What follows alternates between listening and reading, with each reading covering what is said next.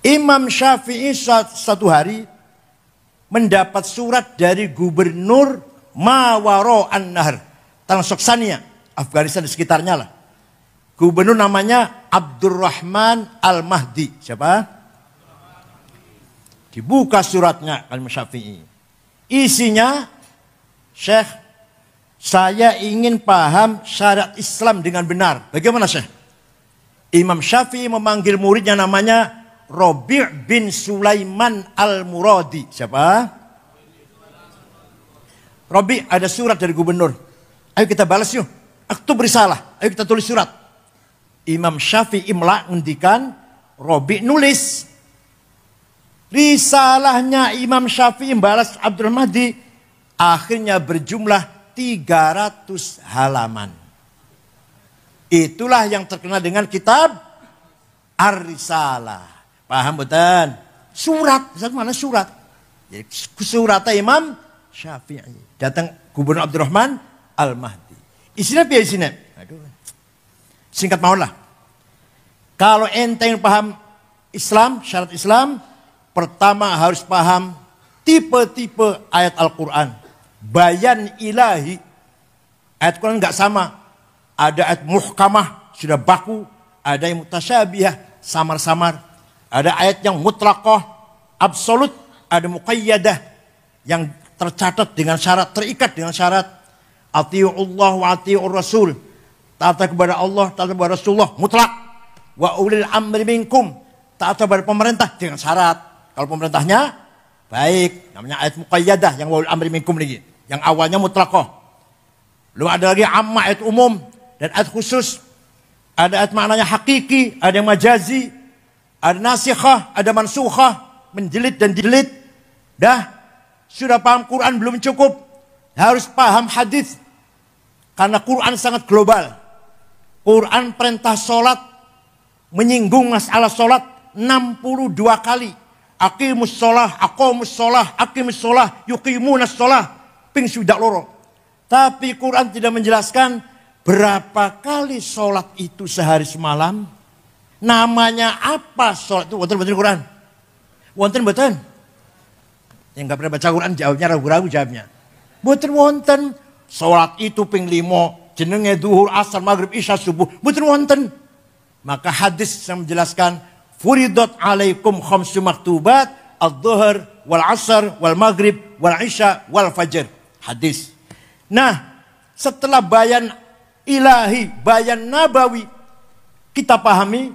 Ada hadis mutawatir. Marwah jam'un an jam'in lahtanul fihil kid wal khata'. Hadis yang gak mungkin bohong, gak mungkin salah. Ada hadis masyhur terkenal. Ada hadis aziz yang bagus, ada hadis ahad individual. Setelah paham bayan ilahi Quran, bayan nabawi hadis, belum cukup. Kata Imam Syafi'i, bukan kata saya, kata Syafi'i. Bayan akli, akal harus dipakai. Akalnya ulama, bukan akal sampean. Akal harus dipakai. Akalnya ulama ada 2. Akal kolektif menghasilkan ijma, konsensus. Paham betul? Arkanus sholati sab'ata asyar. Rukun sholat 17. Ini buatan Quran, buatan hadis. Hasil akalnya ulama. Ada lagi akal individual namanya kias, analogi. Kias ada 9. Aulawi, burhani, mantiki, jadali, istiqra'i, tamtili, khitabi, syi'ri, ikna'i. Kalau nggak pakai kias kita nggak bisa ngapa-ngapain. Sabu-sabu, narkoba, haram atau halal? Haram. Berani mengharamkan, di Qurannya ada. Inna sabu. Wonten? Hadis wonten? Kok berani mengharamkan sampean? Pakainya kias. Pakainya apa? Kias burhani. Kias fakta. Ini barang faktanya memabokkan. Berarti podo karo khomer. Khomer ni Quran ono. Haram. Berarti ini barang haram. Hada muskirun. Wa kullu muskirin khomrun. Wa kullu khomrin haram. Fahada haram. Ini namanya Burhani. Menggunakan apa? Muqaddimah sughra, premis minor, muqaddimah kubra, premis major, qaul syarih, legal statement, kemudian natijah, conclusion, as-sadiqah yang positif. Anda paham betulnya mana? Kayak Khalil almarhum, bapaknya Gus Yakut, bapaknya Gus Yahya, punya karangan ilmu mantik. Bahasa Indonesia sudah gampang dibaca lah. Gak usah yang bahasa Arab, angel. Jadi qiyas aulawi, qiyas burhani sangat penting untuk menanggapi masalah-masalah yang sekarang terjadi yang dulu belum ada dibicarakan oleh para ulama. Coba kalau nggak pakai qiyas, nggak bisa ngapa-ngapain kita. Nomor 2, nempeleng ayah ibu, boleh nggak? Quran nggak ngelarang tuh, Quran nggak ngelarang. Yang dilarang oleh Quran, gimana? Wala taqul lahuma uffi wala tanharhuma. Kamu jangan ngomong kasar pada ayah ibu. Kamu jangan bentak-bentak ayah ibu. Kalau gitu kita masuk rumahnya ayah ibu, nggak usah ngomong, nggak usah bentak, tempelengin aja. Boleh nggak itu? Boleh nggak? Kok nggak boleh, kenapa? Quran betul larang kok. Pakai qiyas aulawi. Qiyas apa namanya? Kalau nempeleng, kalau bentak saja haram, ngomong kasar saja dosa, lebih-lebih fabil aula nempeleng. Paham boten? Wala taqrabuz zina innahu kana fahishatan wa sa'a sabila. Jangan mendekati zina. Jangan apa? Mendekati. Jadi yang dilarang mendekati. Zina dilarang, mendekati zina. Zinanya mendekati zina haram, dilarang. Zinanya lebih-lebih gitu jamnya. Zinanya ini namanya aulawi. Apa namanya? Ini hasil produk ilmunya Imam Syafi'i.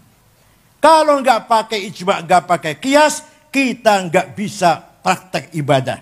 Dengan ijma' dan qiyas itu melahirkan ilmu yang sangat penting, namanya ilmu fikih. Ilmu apa namanya? Ilmu fikih itu juklak, juknis. Petunjuk caranya sholat. Ilmu fikih. Ada Safinah, ada Sulam, Fathul Qorib, Fathul Mu'in, Fathul Wahab, Muhadzab, Majmu, Mahalli. Itu produk ijma' dan qiyas ulama. Tanpa ijma' qiyas ulama, gak akan ada ilmu fikih. Kalau gak pakai ijma', ikut ulama, gak ngerti ijma' qiyas, gak ikut ijma' qiyas, gak bisa ngapa-ngapain. Ayo. Ada orang sholat, sholatnya bagus. Saya tanya, Ustaz, sholatnya bagus sekali. Benar sholatnya lah. Belajar di mana? Oh, saya belajar Quran dan hadis. Wallahi bohong. Demi Allah bohong. Kalau ada orang sholatnya bagus, belajar Quran dan hadis, bohong. Jawabnya yang benar, belajar dari ayah, diajari ibu sejak kecil, belajar dari ustadz di madrasah, dari imam musola sebelah rumah.